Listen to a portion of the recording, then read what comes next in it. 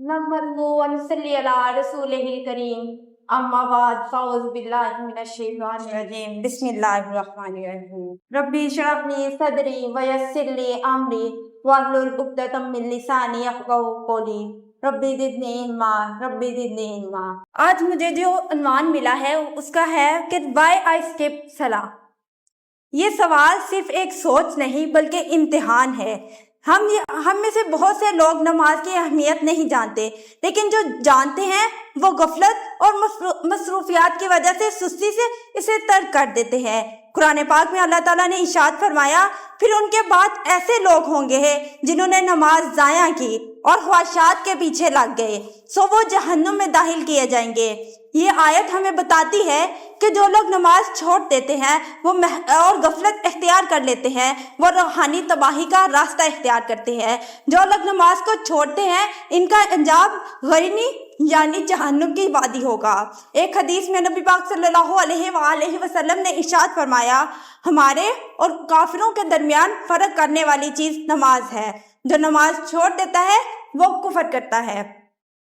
نماز صرف عبادت نہیں بلکہ ایمان کی علامت ہے، جو اسے چھوڑتا ہے وہ دراصل اسلام کی بنیادی علامت کو مٹا دیتا ہے۔ ایک عبرتناک واقعہ ہے۔ حضرت حسن بصری رضی اللہ تعالی عنہ فرماتے ہیں، ایک شخص ان کے پاس آیا اور کہنے لگا، میں نماز چھوڑ دیتا ہوں مگر میرا دل مطمئن نہیں ہوتا۔ حضرت حسن بصری رضی اللہ تعالی عنہ فرماتے ہیں، یہ اللہ کا کرم ہے کہ وہ تمہارے دل کو بے چین رکھتا ہے، کہیں ایسا نہ ہو کہ تمہیں چھوڑ دے اور تمہیں سکون مل جائے۔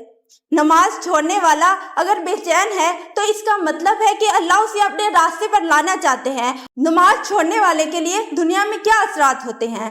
جب کوئی بندہ نماز چھوڑ دیتا ہے اس کے چہرے سے رونق ختم ہو جاتی ہے، دل میں بے چینی اور گھبراہٹ پیدا ہوتی ہے، رزق سے برکت اٹھ جاتی ہے، قلبوں میں اندھیرا پڑ جاتا ہے۔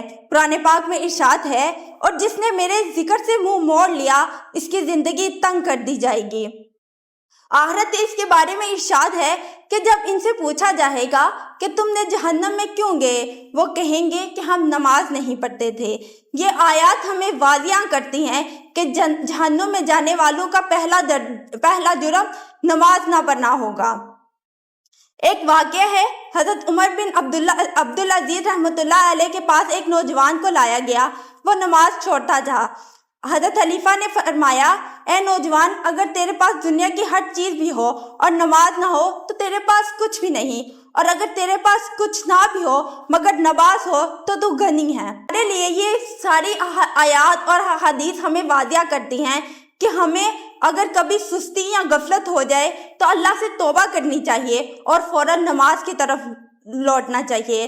نبی پاک صلی اللہ علیہ وآلہ وسلم کا ارشاد ہے، تو جو بھی روشنی چھوڑتا ہے وہ خود اپنے اندھیروں کا سبب بنتا ہے۔ ایک سجدہ جسے تو گرا سمجھتا ہے، ایک سجدہ جسے تو گرا سمجھتا ہے، ہزار سجدوں سے کرتا ہے آدمی کو نیاز۔ اختتام میں میں یہی کہوں گی، نماز صرف فریضہ نہیں ہے بلکہ روح کی غذا ہے۔ جو اسے چھوڑتا ہے وہ دراصل اپنے رب سے رشتہ توڑتا ہے۔ لہٰذا آج کے بعد یہ عہد کیجئے کہ ہم نماز کو کبھی نہیں چھوڑیں گے، نماز کو اس کے 5 وقت باجماعت اور خوش و خضوع سے ادا کریں گے۔ جزاک اللہ خیر۔